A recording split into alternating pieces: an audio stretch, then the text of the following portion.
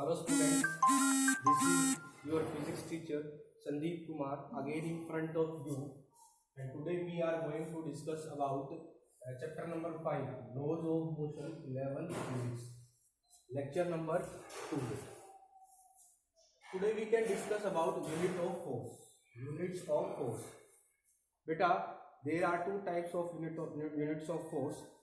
बेटा units of force दो type की होती है. First is absolute unit of force, second is gravitational unit of force. So we can discuss one by one. First is absolute unit of force. बेटा absolute unit of force क्या होती है? Absolute unit for force, a force is said to be absolute unit of force if it produces unit acceleration in a body of unit mass. बेटा आप जानते देखो F equal to क्या लिखते हैं? Mass into acceleration. ठीक है बेटा. अगर हम एब्सोल्यूट यूनिट की बात करें बेटा, यूनिट एक्सेलरेशन प्रोड्यूस होगी किसी बॉडी के अंदर जिसका मास भी कैसा होगा? यूनिट होगा. इसको हम क्या बोलेंगे बेटा? Absolute unit of force. तो बेटा एसआई सिस्टम के अंदर फोर्स की जो यूनिट होती है वो क्या होती है? न्यूटन होती है. और सीजीएस सिस्टम के अंदर यूनिट ऑफ फोर्स क्या बेटा? डाइन. और एक और रिलेशन जो फर्स्ट चैप्टर में आपने मेजरमेंट के अंदर भी पढ़ा था बेटा, 1 newton is equal to derive भी किया था बेटा. इसको हमने 1 न्यूटन किसके बराबर होता है बेटा? 10⁵. Clear student? Second is gravitational unit of force. बेटा ग्रेविटेशनल, देखो ग्रेविटेशन वर्ड यहाँ आ गया. इसका मतलब किससे जुड़ा हुआ है बेटा? ग्रेविटी से जुड़ा हुआ है. किससे जुड़ा हुआ है बेटा? ग्रेविटी से जुड़ा हुआ है. तो बेटा a force is said to be gravitational unit of force if it produces. बेटा जो एक्सेलरेशन होगी वो किसके बराबर होगी? जो F इक्वल टू m में आप कुछ करते हो ना, एक्सेलरेशन किसके बराबर होगी? एक्सेलरेशन ड्यू टू ग्रेविटी, यानी कि स्मॉल g की बराबर. Produces acceleration equal to acceleration due to gravity.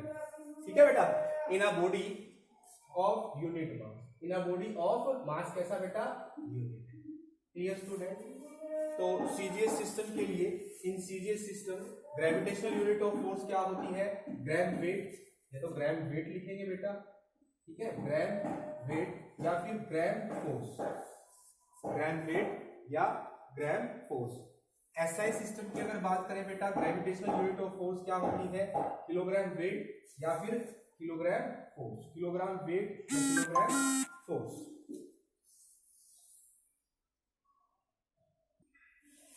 Students next is note. बेटा याद रखने योग्य बातें हैं. बेटा सबसे पहली बात तो ये है, जो एब्सोल्यूट यूनिट होती है वो सेम रहती है थ्रू आउट द यूनिवर्स. क्या रहती है? सेम रहती है. तो absolute units of force remain same through out the universe. लेकिन बेटा जो ग्रेविटेशनल यूनिट ऑफ फोर्स होती है वो वेरी करती है प्लेस टू प्लेस.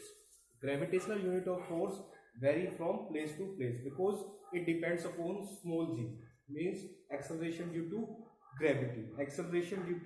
ग्रेविटी. और बेटा स्मॉल g आप जानते हैं, small g acceleration due to gravity, इसकी वैल्यू क्या करती है बेटा?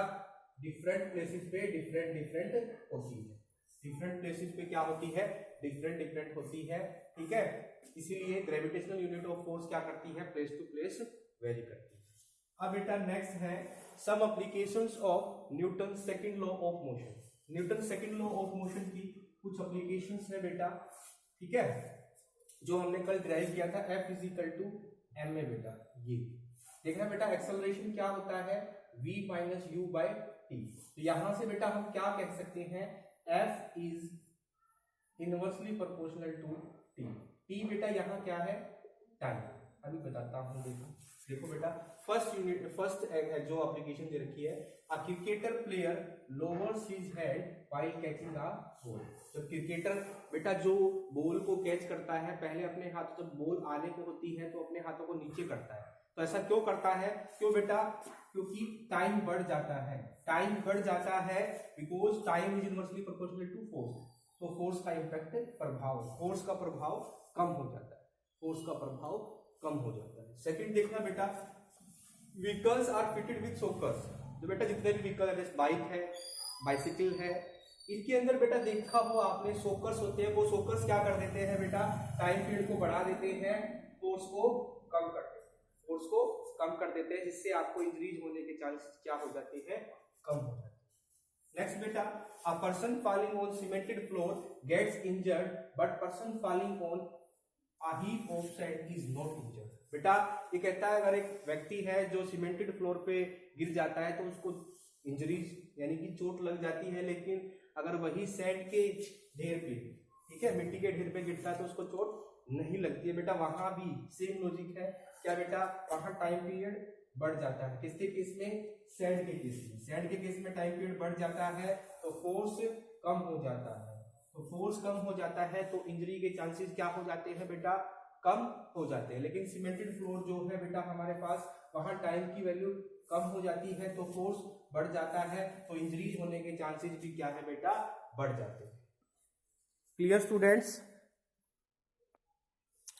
Students next is impulse. बेटा इंपल्स बेसिकली क्या होता है, किसी ऑब्जेक्ट के ऊपर या किसी बॉडी के ऊपर कोई फोर्स कितने टाइम के लिए लगा, कोई फोर्स कितने टाइम इंटरवल के लिए लगा है। तो बेटा हम बोले तो ये प्रोडक्ट होता है, product of average force and time interval, average force and time interval for which the force acts on the body. ठीक है बेटा, यही जो मैंने बोला था, ये प्रोडक्ट होता है किसका, फोर्स और टाइम का। जितने टाइम के लिए कोई फोर्स एफ किसी बॉडी पे लगा है, इंपल्स क्या है, कोई फोर्स एफ किसी बॉडी के ऊपर कितने टाइम के लिए लगा है। इसको जनरली बेटा जे से डिनोट किया जाता है, डिनोटेड बाय जे। बेटा ये एक वेक्टर क्वांटिटी है, और पहले भी आपको बता चुका हूं, जब भी हम एक वेक्टर और एक स्केलर क्वांटिटी का हम क्या लेते हैं बेटा, प्रोडक्ट लेते हैं, तो वो एक वेक्टर क्वांटिटी ही आती है। और जो डायरेक्शन होगी बेटा इंपल्स की, वो सेम होगी किसकी डायरेक्शन की बेटा, फोर्स की डायरेक्शन की। जिस डायरेक्शन में आपका फोर्स होगा उसी डायरेक्शन में आपकी क्या होगी बेटा, इंपल्स होगी। इसकी एसआई यूनिट क्या होगी बेटा, फोर्स की न्यूटन, टाइम की सेकंड, तो न्यूटन सेकंड। डायमेंशनल फॉर्मूला क्या होगा बेटा, mlt माइनस 1, mlt माइनस 1, क्योंकि फोर्स का बेटा mlt माइनस 2 और t एक t टाइम हमारे पास ऑलरेडी है, तो -2 + 1 -1, तो mlt माइनस 1।